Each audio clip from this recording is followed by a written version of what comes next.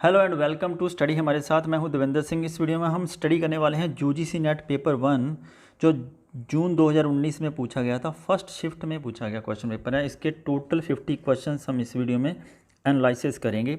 यदि आपको वीडियो अच्छी लगे तो वीडियो को लाइक और चैनल को सब्सक्राइब करना और साथ में जो बेल आइकन की घंटी है इसको जरूर दबा देना ताकि मेरी नेक्स्ट वीडियो का नोटिफिकेशन आपको मिल सके। यदि आपको इस पर्टिकुलर क्वेश्चन पेपर का PDF चाहिए तो आप मेरे टेलीग्राम चैनल को ज्वाइन कर लीजिए।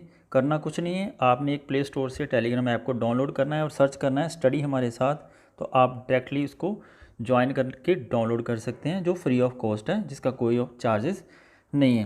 देख लेते हैं कौन कौन से क्वेश्चन किस सेक्शन में सबसे ज़्यादा पूछे गए थे। तो टीचिंग एप्टीट्यूड से 7 क्वेश्चन, रिसर्च के 7 और कम्प्रीहेंशन और कम्युनिकेशन से काफ़ी क्वेश्चन थे। कम्प्रीहेंशन से 5 क्वेश्चन है, कम्युनिकेशन से 4 हैं, रीजनिंग और लॉजिकल रीजनिंग इसमें से 7 क्वेश्चन से टोटल। तो डाटा इंटरप्रिटेशन और ICT information and communication technology इनमें से 5-5 क्वेश्चन इस बार क्वेश्चन पेपर में पूछे गए थे। और पीपल एंड एनवायरनमेंट से 3, हायर एजुकेशन से 4 और करंट अफेयर से, जिसका वेटेज अभी धीरे धीरे आगे आगे बढ़ रहा है। तो ये जो करंट अफेयर में पूछे गए क्वेश्चन से एक क्वेश्चन इसमें कॉन्स्टिट्यूशन से पूछा गया था, तो करंट अफेयर के साथ कोरिलेट करके उन्होंने बहुत ध्यान से क्वेश्चन को बनाया था। तो इससे हमें ये पता चल जाता है कि कौन से सेक्शन को सबसे ज़्यादा हमें पढ़ना होगा। तो देखते हैं। सबसे पहले फर्स्ट क्वेश्चन है, which one of the following is the main feature of qualitative research. Option 1 है avoid the positive assumptions and data analysis. Second है subscribe to pre existing categories. Third है collect data in numerical form. And fourth है use the empirical method of data analysis. तो सबसे पहले ये जान लेते हैं तो क्वालिटेटिव रिसर्च होती क्या है।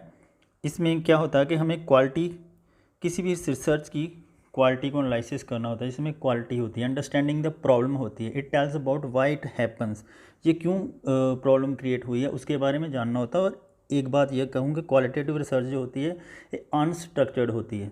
और चौथा इसमें पॉइंट मेन होता है, ये स्पेसिफिक टू जर्नल होती है, राइट।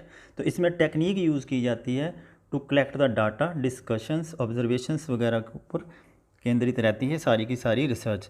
तो इसमें subscribe to pre exciting categories है, ये बिल्कुल नहीं होता। और collect the data in numerical form, ये भी नहीं होता क्योंकि ये न्यूमेरिकल फॉर्म में हम डाटा कलेक्ट करते ही नहीं, अनस्ट्रक्चर्ड होती है ना। तो फोर्थ ऑप्शन है यूज़ द एम्पेरिकल मेथड, तो डाटा एनालिसिस ये भी नहीं होता। इसमें होता है to avoid the positive assumption, इसको अवॉइड करते हैं हम पॉजिटिव अजम्पशन को डाटा एनालिसिस करते समय। तो यहाँ पर ऑप्शन 1 इसका राइट आंसर हो जाएगा। सेकंड क्वेश्चन है which of the following research format focus on the hypothesis testing and generalization. First option है experimental and ex post facto research. Option 2 है intervention based action research. Option 3 है phenomenological and narrative research. Option 4 है case study research. तो जो hypothesis testing होती है उसमें कौन सा फॉर्मेट फोकस किया जाता है मैक्सिमम, क्वेश्चन में ये पूछा गया। तो ये किया जाता है experimental and ex post facto research. Option 1 यहाँ पर राइट आंसर है इस क्वेश्चन का। तो यदि आपको हाइपोथेसिस क्या होती है, टेस्टिंग वगैरह क्या होती है, इसके ऊपर मैं अलग से लेक्चर बना के आपको प्रोवाइड करवा दूंगा, आप मेरे चैनल को सब्सक्राइब कर लेना। तो टोटली हाइपोथेसिस के ऊपर जितनी भी फॉर्मेट्स होती हैं, हाइपोथेसिस होती क्या है, एक एक चीज़ आपको उसको डिटेल में एनालिसिस करूँगा। यहाँ पर आपको हाइपोथेसिस थोड़ा बताते हैं कि हाइपोथेसिस एक्चुअली होता क्या है। इट इज़ द प्रेडिक्शन, जैसे हम किसी चीज़ को पहले से प्रेडिक्ट करते हैं, उसकी हम परिकल्पना बना लेते हैं कि कौन सा चीज़ कैसे होगी। ये एक टेंटेटिव स्टेटमेंट होती है। ए वैलिडिटी इज़ नॉट नोन, इसकी जो वैलिडिटी है वो भी हम नोन नहीं होती है, हमें उसके बारे में पता करना होता है। तो लॉजिकल रिलेशनशिप बिटवीन 2 वेरिएबल्स, कोई 2 वेरिएबल्स होते हैं उसमें एक लॉजिकल रिलेशनशिप क्या होता है उसको हाइपोथेसिस कहते हैं। तो कैपेबल होती है ये टेस्ट करने के लिए साइंटिफिक मेथड के साथ, और इट मस्ट बी जनरलाइजेबल, राइट, और सिंपल एंड क्लियर होती है ये। सो हाइपोथेसिस के ये थोड़े से फीचर्स होते हैं, राइट। थर्ड क्वेश्चन है which of the following action set best represent an action research cycle. तो एक्शन रिसर्च साइकिल का कौन सा साइकिल सबसे बेस्ट होता है। फर्स्ट ऑप्शन है reflect, act, plan and observe. इसमें क्या होता है कि जब हम कोई रिसर्च करने के लिए एक्शन करते हैं, सबसे पहले तो हम क्या करते हैं कि प्लान करते हैं रिसर्च करने के लिए। उसके बाद प्लानिंग के अकॉर्डिंगली हम उसके ऊपर एक्ट करते हैं। एक्ट करने के बाद हम उसको ऑब्ज़र्व करते हैं कि एक्चुअल में हमने जो एक्ट किया है वो सही भी है, और उसके बाद जो रिज़ल्ट आता है उसके ऊपर हम रिफ्लेक्शन देते हैं, जो रिफ्लेक्ट करते हैं। तो यहाँ पर ऑप्शन 2 हो जाएगा सही, plan, act, observe and reflect. Fourth question है, a researchers fail to reject the null hypothesis in his research, what implication will it carry for his principal research hypothesis. So option 1 is accepting the research hypothesis, second option है rejecting the research hypothesis, third is it not taking an decision on the research hypothesis, and fourth one is improving the research hypothesis. So यहाँ पर accept तो वो करना नहीं चाहेगा, ना ही कर सकते हैं यदि उसके ऊपर रिजेक्ट कर दी जाती है उसकी। उसके बाद not taking any decision on the research hypothesis, option 3 भी गलत हो जाएगा यहाँ पर। फोर्थ ऑप्शन है इम्प्रूविंग द रिसर्च हाइपोथेसिस, को इम्प्रूव करेगा कैसे, ये भी गलत हो जाएगा। तो यहाँ पर हो जाएगा option 2 reject the research hypothesis, उसको पूरा रिजेक्ट ही कर देगा, नए सिरे से शुरू करेगा दोबारा से फिर से, राइट। तो यहाँ पर ऑप्शन 2 आंसर इसका राइट हो जाएगा। फिफ्थ क्वेश्चन है, cone of experience related to teaching learning was suggested by. यहाँ पर एक टीचिंग लर्निंग की एक टेक्निक दी गई थी, कोन ऑफ एक्सपीरियंस, ये किसके द्वारा दी गई थी? जॉन डेवी, किल्पाट्रिक, एंड ऑप्शन 3 है फॉरबेल, ऑप्शन 4 है एगरडेल। इसका राइट ऑप्शन है ऑप्शन 4 एगरडेल। उन्होंने एक थ्योरी दी थी कोन ऑफ एक्सपीरियंस। उन्होंने ये समझाया था कि किस प्रकार ऑडियो विजुअल मीडिया लर्निंग के कॉन्सेप्ट के ऊपर, टीचिंग लर्निंग के कॉन्सेप्ट के ऊपर काम करता है। यहाँ पर मैं आपको जूम इन करके बताता हूँ। उनका कहना था यदि हम किसी चीज़ को टोटली हम उसको देखते हैं और ख़ुद उसको एक्सपीरियंस करते हैं, काम करके देखते हैं, सबसे पहले अपने हाथ से कोई काम करके देखते हैं, तो हम उसको 90% तक याद रख सकते हैं। तो यदि कोई चीज़ ऐसी है जो किसी ने हमें बताई है और हमने उसको लिख के दिखा है, तो वो हमें 70% याद रहती है। थर्ड वन है, वो कहते थे कि यदि कोई चीज़ हमने देखी है और सिर्फ सुनी है, वो हमें 50% तक याद रहती है। और यदि कुछ ऐसी चीज़ें जो केवल हमने देखा ही है, वो हमारे 30% अपने दिमाग में सेव रहती है। तो जो चीज़ हमने सिर्फ पढ़ी है और वो हमें 10% लगभग याद रहती है। इस प्रकार इसका पिरामिड बनता है। तो जितना ज़्यादा हम किसी चीज़ के ऊपर फोकस करते हैं, उसको हाथ से हम लिखते हैं, खुद एक्सपीरियंस करते हैं, उतनी ज़्यादा हमें रिटेन रहती है, याद रहती है। इस प्रकार इसका पिरामिड बनता है। ये थ्योरी दी थी एडरडेल ने, राइट। तो यहाँ पर ऑप्शन 4 इसका राइट आंसर हो जाएगा। सिक्स क्वेश्चन है, which of the following is a social characteristic of a learner. एक लर्नर की सोशल कैरेक्टरिस्टिक कौन सी होनी चाहिए? ऑप्शन 1 है power of sensory perceptions, option 2 है थिंकिंग एबिलिटी, ऑप्शन 3 है power of synthetic imagination, option 4 है ability to relate one self with others. तो जो सोशल कैरेक्टरिस्टिक होती है किसी लर्नर की, वो होती है ability to relate one self with others. Option 4 यहाँ पर सही आंसर है इसका। 7th क्वेश्चन है, which among the following is a non cognitive characteristic of learner. किसी लर्नर की कौन सी नॉन कॉग्निटिव कैरेक्टरिस्टिक होती है? ऑप्शन 1 है recalling, option 2 is it problem solving, option 3 is it identifying important sensory inputs, option 4 is it believing what is true. तो non cognitive characteristic किसी learner की होती है believing what is true, option 4 इसका right answer है। 8th question है, which is the characteristic of formative evaluation. Formative evaluation की characteristic कौन सी होती है? ऑप्शन 1 है evaluation occurs at the terminal point. किसी टर्मिनल पॉइंट पर यदि आप किसी को पढ़ा रहे हैं, किसी एक पॉइंट पर जाके आप उसको एवेल्युएट करेंगे क्या? ऑप्शन 1 है। ऑप्शन 2 है evaluation is used before programme design. यदि आप किसी प्रोग्राम किसी के ऊपर बना ही रहे हैं, उसके पहले थोड़ी ना आप करना शुरू कर देंगे एवेल्युएशन करना। यहाँ पर ऑप्शन 2 गलत हो जाएगा। और evaluation relates to indicating learning outcome of the teaching. तो एवेल्युएशन इस ऊपर रिलेट करती है कि आपकी टीचिंग का आउटकम क्या आ रहा है, ठीक है। क्या ये सही होना चाहिए? नहीं, ये भी ऑप्शन गलत हो जाएगा। और ऑप्शन 4 है evaluation is conducted during the teaching. यदि आप टीच कर रहे हैं, पढ़ा रहे हैं, उसके दौरान ही आप एक अच्छे टीचर तभी बन सकते हैं कि आप टाइम टू टाइम स्टूडेंट को एवेल्युएट करते रहें। तो यहाँ पर ऑप्शन 4 इसका राइट आंसर हो जाएगा। ऑप्शन 1 भी यहाँ पर गलत हो जाएगा, क्योंकि किसी टर्मिनल पॉइंट के ऊपर जाके हम उसको एवेल्युएट नहीं करेंगे, हम उसको साथ साथ में एवेल्युएशन करते रहेंगे। यही एक फॉर्मेटिव एवेल्युएशन होती है। तो यहाँ पर ऑप्शन 4 इसका राइट आंसर हो जाएगा। 9th क्वेश्चन है, एक good review of research literatures aims at. एक अच्छी रिसर्च का अच्छे लिटरेचर रिसर्च का कौन सा एम होना चाहिए? फर्स्ट है subjective analysis of the content, option 2 है provide information about the authors and their affiliations, option 3 है generate research questions and validating those questions, option 4 है conduct multiple task based screening. तो यहाँ पर एक अच्छा रिसर्च लिटरेचर जो होता है उसका एम होना चाहिए जनरेट करें रिसर्च क्वेश्चंस को, उसकी वैलिडिटी को उन क्वेश्चन के आधार पर। यहाँ पर ऑप्शन 3 इसका राइट आंसर है। 10th क्वेश्चन है the field of study which uses role playing simulation and self evaluation as strategies for adult learners is known as. जो अडल्ट लर्नर्स की जो स्ट्रेटजी होती है जिसको एवेल्यूएट करना होता है उसकी स्ट्रेटजीज को क्या कहते हैं, कि कौन सी स्टडी होती है, कौन सी फील्ड स्टडी होती है। ऑप्शन ए है पैडागोगी, ऑप्शन बी है एंड्रोगोगी, ऑप्शन सी है एंथ्रोपोलॉजी और ऑप्शन डी है साइकोलॉजी। जो पैडागोगी होती है जो बच्चों के ऊपर स्टडी की जाती है और जो एंड्रोगोगी होती है ये जो अडल्ट लर्नर्स के ऊपर होती है। यहाँ पर ऑप्शन बी इसका राइट आंसर हो जाएगा। यहाँ पर पूरा पैराग्राफ्स दिया हुआ है, पैराग्राफ को आप ध्यान से पढ़ लेना। आपको पढ़ने के बाद इसके क्वेश्चंस के आंसर इजीली पता लग जाएंगे। मैं आपको इसके आंसर डायरेक्टली बता देता हूँ। तो 11वां क्वेश्चन है आधुनिक अर्थव्यवस्था के लिए क्या महत्वपूर्ण होता है। एक सामान्य विचार, विश्वसनीय आंकड़ों को जारी किया जाना और सांख्यिकीय प्रणाली का स्पष्टीकरण और ऑप्शन 4 है आंकड़ों का चयनात्मक वितरण। तो इसका राइट ऑप्शन है ऑप्शन 2 विश्वसनीय आंकड़ों को जारी किया जाना। यहाँ पर 2 आंसर इसका।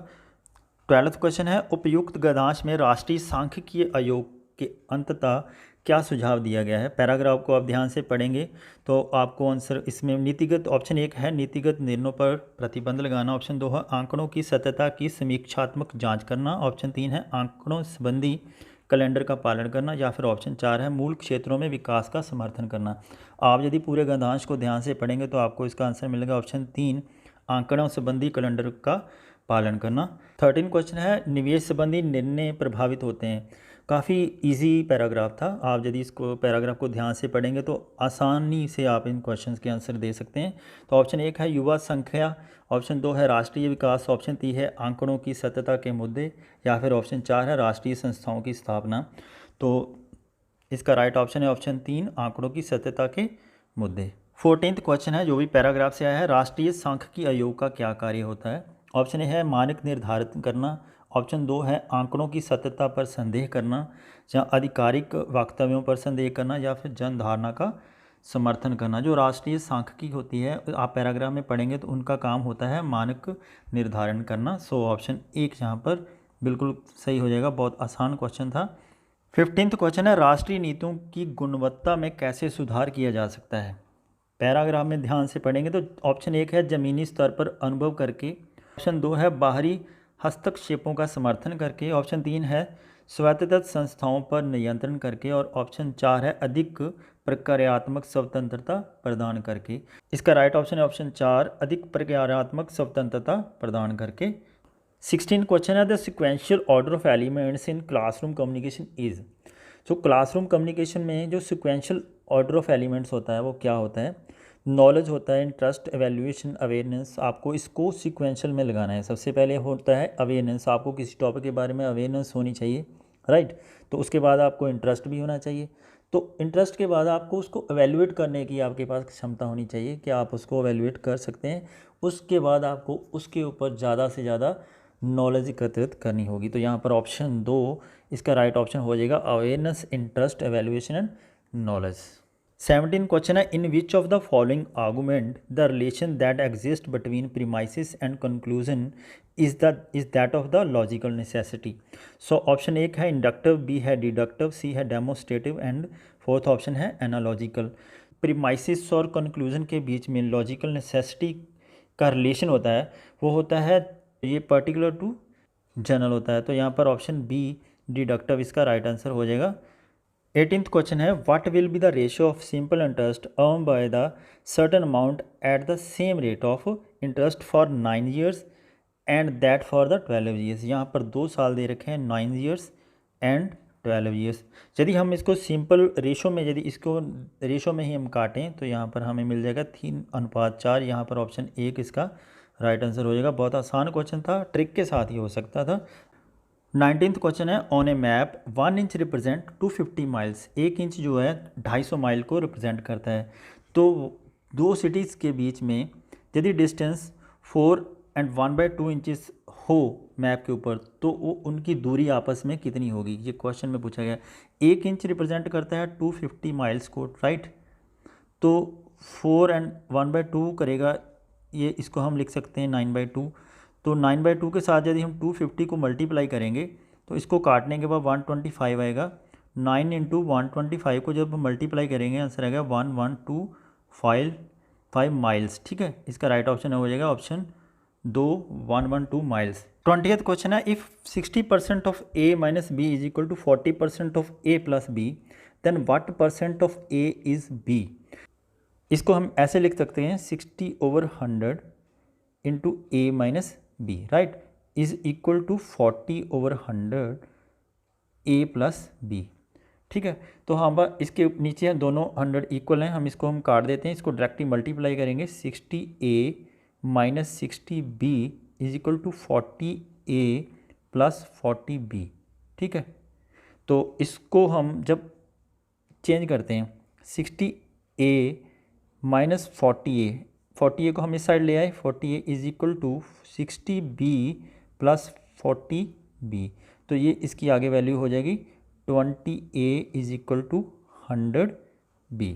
तो इसको हम आगे इस प्रकार लिख सकते हैं, यहाँ पर ये जैसे 20a is equal to 100/5b, right, तो इसको हम इस प्रकार लिख सकते हैं। यहाँ पर a is equal to 5b हो गया, यहाँ पर आपको समझ लगी।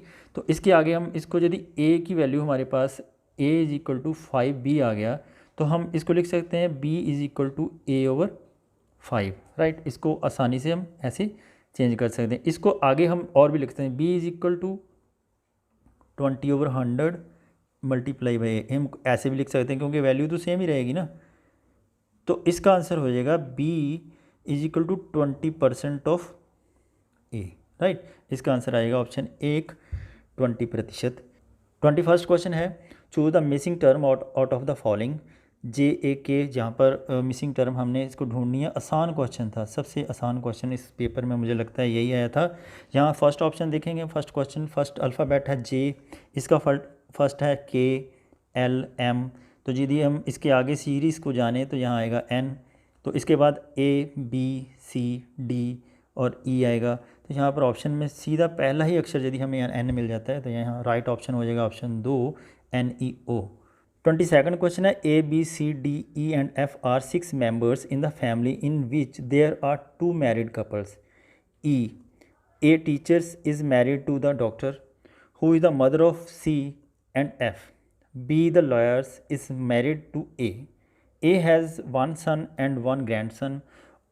Of the 2 married ladies, one is housewife. There is also one student and one male engineer in the family. So how A is related to C? यदि आप इसका रिलेशंस निकालेंगे तो इसका रिलेशंस आएगा आंसर ग्रैंड मदर, ऑप्शन 4 इसका right answer है। 23rd question है, in a classroom content produced for a specific user will leads to. Option 1 है पर्सनैलिटी डेवलपमेंट, ऑप्शन 2 है कंटेंट फिल्टरिंग, ऑप्शन सी है पर्सनलाइजेशंस, ऑप्शन 4 है जनरल एकेडमिक इंट्रागेशंस, राइट।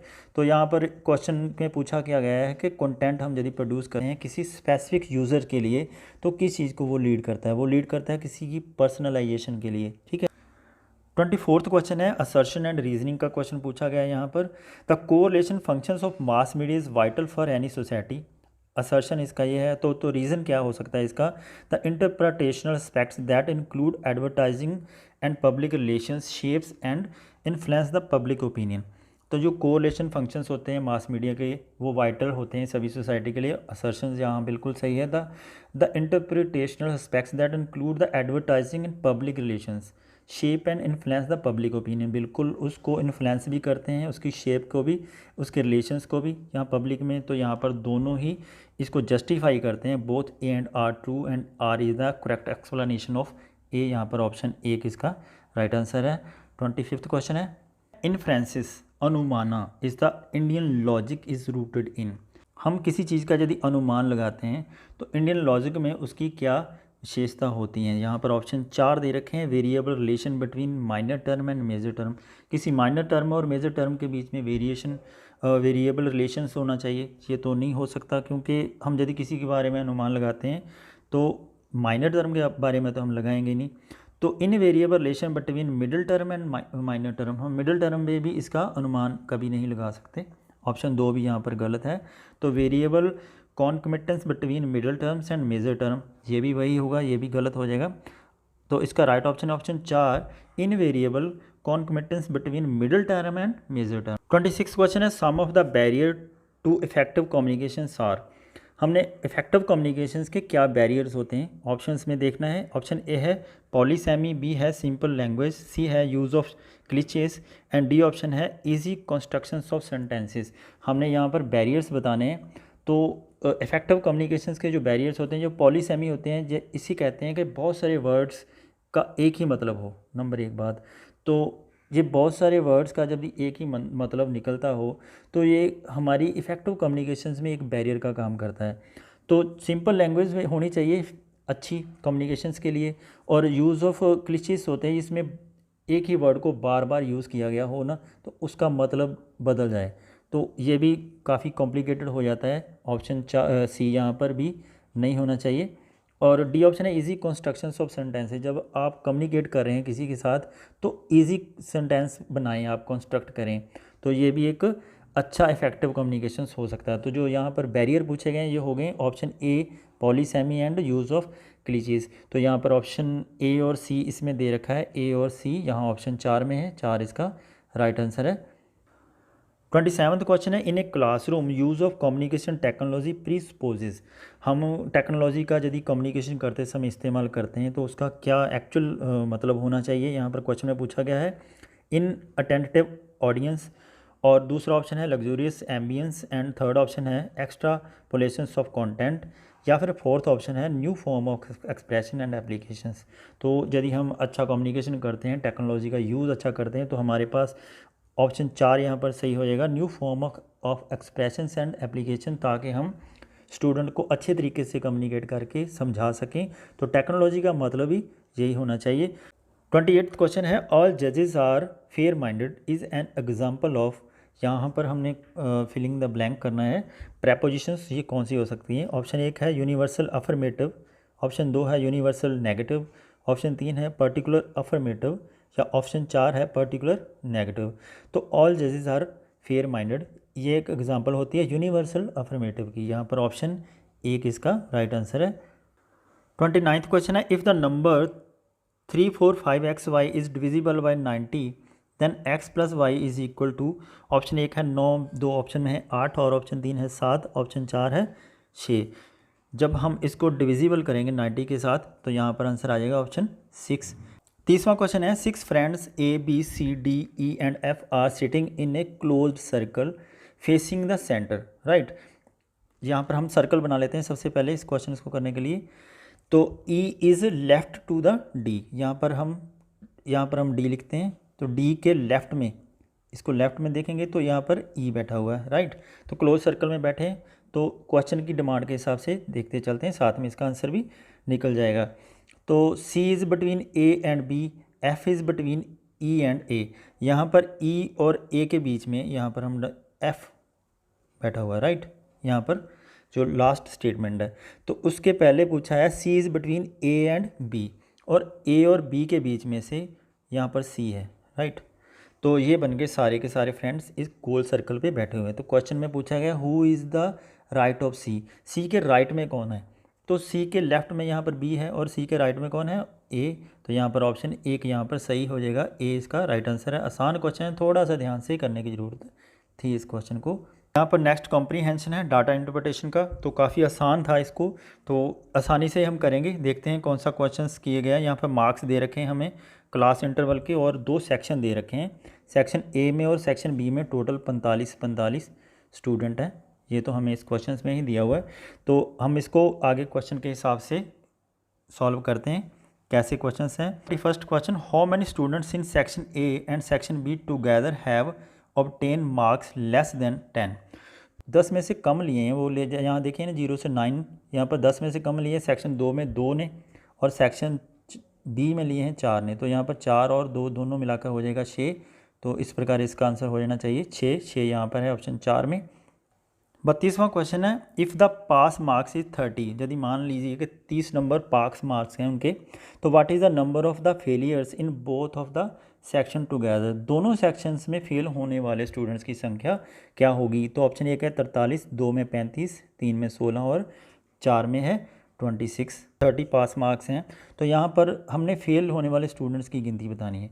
तो यहाँ से ऊपर को ये जो सभी स्टूडेंट्स फेल हो गए, जो 30 नंबर से कम जिन्होंने लिए दोनों सेक्शंस में, तो हम इनको काउंट करेंगे, ठीक है।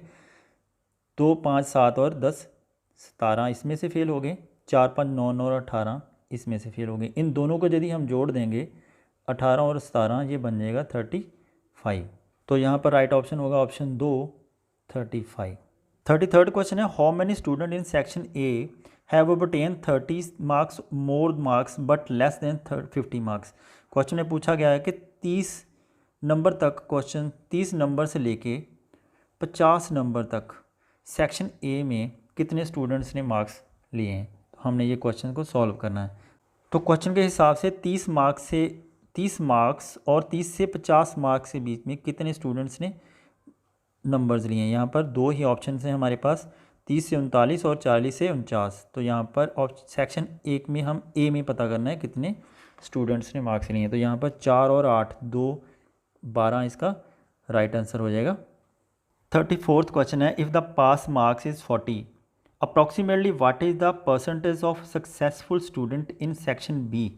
हमने सेक्शन बी में यदि पास मार्क्स 40 हैं तो हमने ये देखना है कि कितने परसेंट स्टूडेंट जो सक्सेस हुए हैं सेक्शन बी में।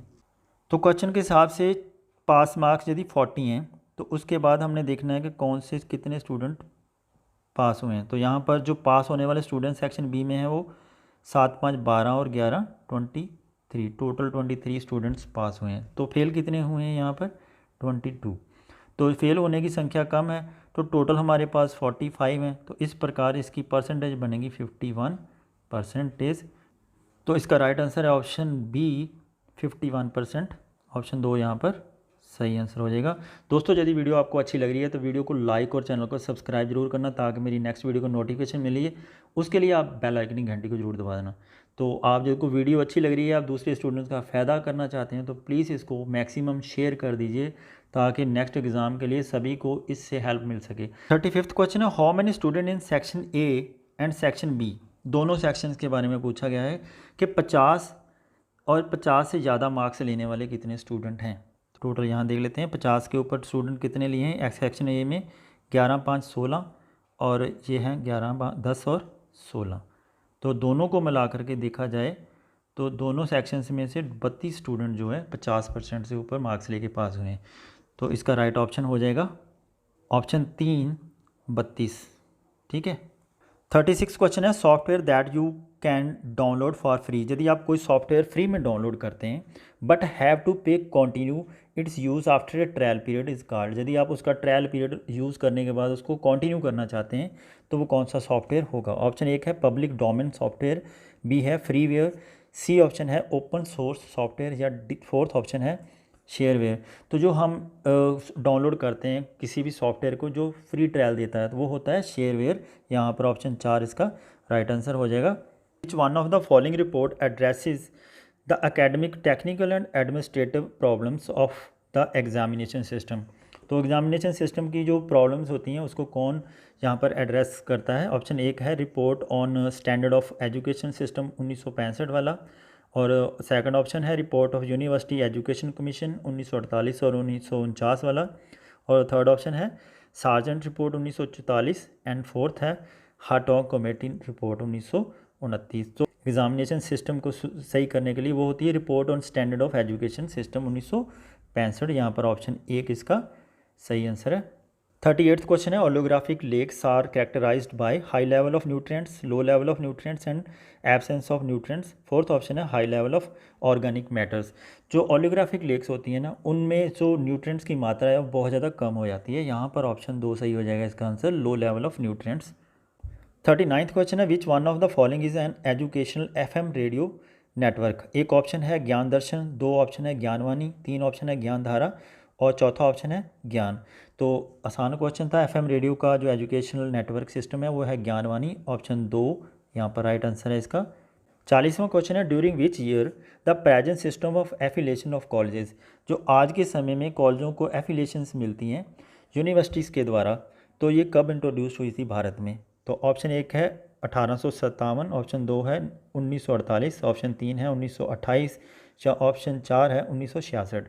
तो ये एफिलेशन सिस्टम कॉलेज की जो हुई थी ये 1857 में शुरू की गई थी। यहाँ पर राइट ऑप्शन है ऑप्शन 1। 41वां क्वेश्चन है, a group access to a digital technology and another group lack of access to it. एक ग्रुप को डिजिटल टेक्नोलॉजी की एक्सेस मिल रही है, दूसरे को उसकी कमी मिल रही है, उसको वो एक्सेस पूरी नहीं मिल रही। तो इस कारण को हम डेस्परेटली नोन को क्या कहेंगे जी, किस प्रकार जाना जाएगा? इंटरनेट इनक्वालिटी होगी या फिर या वेब इनक्वालिटी या टेक्नोलॉजिकल इम्बैलेंस होगा या फिर डिजिटल डिवाइड होगा। तो यहाँ पर ऑप्शन डी हो जाएगा, ये दोनों का डिजिटल डिविडेंट हो जाएगा। तो ऑप्शन 4 यहाँ पर राइट आंसर है इसका। 42nd क्वेश्चन है, which of the following computer component is fastest in terms of speed of access. तो स्पीड के मामले में इनमें से कौन सा जो कंपोनेंट है वो सबसे ज़्यादा तेज़ चलता है? USB drive, solid state drive या रैम या फिर हार्ड डिस्क ड्राइव। तो सबसे स्पीड की टर्म में, कंप्यूटर की टर्म में, वो रैम होता है, रैंडम एक्सेस मेमोरी। तो सबसे ज़्यादा स्पीड होती है इसकी। तो यहाँ पर ऑप्शन 3 सही है। 43rd क्वेश्चन है, वाइल सेंडिंग एन ईमेल। जब हम किसी को ईमेल सेंड करते हैं तो different among to the different बहुत सारे लोगों को, तो उनको सबसे पहले क्या सामने नज़र आता है? CC and BC field, which one of the following statement is true. 4 statement दे रखी हैं यहाँ पर। ऑप्शन 3 आप इसको ध्यान से पढ़ना, तो ये बिल्कुल सही हो जाएगा। सबसे पहले रिसिपेंट देखता है BCC field can see email address, उसके बाद आता है टू द CCC फील्ड। यहाँ पर ऑप्शन 3 इसका राइट आंसर हो जाएगा। 44th क्वेश्चन है, the duration for which of the following compost generation is 3 to 6 month. Option 1 है वर्मी कंपोजिंग, ऑप्शन 2 है semi automatic waste converter, option 3 है पिट कंपोजिंग और ऑप्शन 4 है ऑटोमेटिक वेस्ट कन्वर्टर। तो जो यूजेबल कंपोस्ट जनरेशन 3 से 6 month के लिए होती है पिट कंपोजिंग। ऑप्शन 3 यहाँ पर सही आंसर इसका। 45th क्वेश्चन है, स्वैम SWAYAM रेफर्स करता है, इसकी एब्रीवेशन हमने बतानी है। तो इसकी एब्रीवेशन, करेक्ट एब्रीवेशन होती है study webs of active learning for young aspiring minds. यहाँ पर ऑप्शन 2 इसका राइट आंसर है। ऐसे क्वेश्चंस बार बार एग्जाम में आते हैं। आप इनकी एब्रीवेशन सारे जितने भी नए नए गवर्नमेंट इनिशिएटिव्स लेके आ रही है स्टडी को लेकर के, अभी तो और भी ज़्यादा आ रहे हैं क्योंकि हम सारे का सारा ऑनलाइन हो रहा है। तो जितनी भी नई वेबसाइट्स या फिर नई एप्लीकेशंस आ रही हैं, आप उनकी एब्रीवेशन ज़रूर याद रखिए। तो यहाँ पर ऑप्शन 2 है इसका सही आंसर। 46 क्वेश्चन है, one of the main outcome of the Rio 20 conference was to develop a set of. Option 1 है सस्टेनेबल डेवलपमेंट गोल, ऑप्शन 2 है मिलेनियम डेवलपमेंट गोल, ऑप्शन 3 है नेशनल डेवलपमेंट स्ट्रेटजी या ऑप्शन 4 है national land restoration strategy. तो Rio de Janeiro में जो 20 में conference हुई थी उसका मेन पर्पस था सस्टेनेबल डेवलपमेंट गोल्स। तो ऑप्शन 1 यहाँ पर सही आंसर है इसका। 47वां क्वेश्चन है, with increase in temperature the dissolved oxygen content in the water body. तो क्वेश्चन में पूछा गया है कि यदि हम पानी को गर्म कर देते हैं, टेम्परेचर उसका इंक्रीज़ कर देते हैं, तो उसमें ऑक्सीजन की मात्रा जो डिज़ोल्व हुई है वो क्या हो जाती है? कम हो जाती है, बढ़ जाती है, या वैसी की वैसी रहती है, या उसमें मे इंक्रीज़ और decrease depending on the temperature range. यदि हम टेम्परेचर की रेंज को बढ़ाएंगे, कम करेंगे, उसके ऊपर डिपेंड करेंगी। तो यदि हम पानी को गर्म करते हैं तो उसमें जो डिज़ोल्व्ड ऑक्सीजन है उसकी मात्रा जो वो कम हो जाती है, दैट इज़ डिक्रीज्ड। ऑप्शन 1 यहाँ पर सही है इसका आंसर। 48th क्वेश्चन है, the time frame for the implementation of millennium development goal was. तो उसको इम्प्लीमेंट करने का जो गोल रखा था, टाइम पीरियड था, वो क्या था? 2000 से लेकर 2015 तक। यहाँ पर ऑप्शन 2 सही है इसका आंसर। 49th क्वेश्चन है, in internet terminology what does the acronym WYSI WYZ stands for. यहाँ पर सेकंड क्वेश्चन फिर एब्रीवेशन से पूछा गया है। तो मैं बार बार कहता हूँ कि आप इन एब्रीवेशन के ऊपर बहुत ध्यान दीजिए क्योंकि इनमें से हर एग्ज़ाम में 1 से 2 क्वेश्चंस आते ही आते हैं। तो यहाँ पर WYSI WYZ का मतलब होता है what you see is what you get. Option 2 यहाँ पर सही है इसका answer, what you see is what you get. 50वां क्वेश्चन है, the constitution of India provide the right to establish educational institutions of their choice by the minorities as per the. जो minorities के लिए इस्टेब्लिश करने की जो choice है, कौन सा आर्टिकल हमें ये प्रदान करता है? आर्टिकल 30 क्लॉज 1, आर्टिकल 29, आर्टिकल 33 या आर्टिकल 16 क्लॉज 2। तो ये आंसर है इसका राइट ऑप्शन है आर्टिकल 30 क्लॉज 1। ऑप्शन 1 यहाँ पर सही है आंसर। तो दोस्तों ये थे जून 2019 में पूछा गया क्वेश्चन पेपर। तो सारे के सारे 50 क्वेश्चन हमने किए हैं। आपको यदि वीडियो अच्छी लगे तो वीडियो को लाइक और चैनल को सब्सक्राइब कर देना। और यदि इस वीडियो का पर्टिकुलर वीडियो का PDF चाहिए आपको तो आप मेरे टेलीग्राम चैनल को ज्वाइन करके वहाँ से डाउनलोड कर सकते हैं। आपने करना कुछ नहीं है, @study हमारे साथ आप इसको टाइप करेंगे तो वहाँ पर आप सीधा लिंक कर सकते हैं। तो वहाँ से आप इसका PDF free of cost download कर सकते हैं। वीडियो अच्छी लगे तो वीडियो को लाइक कर देना और चैनल को सब्सक्राइब करना। Thank you so much for watching this video. Have a great day.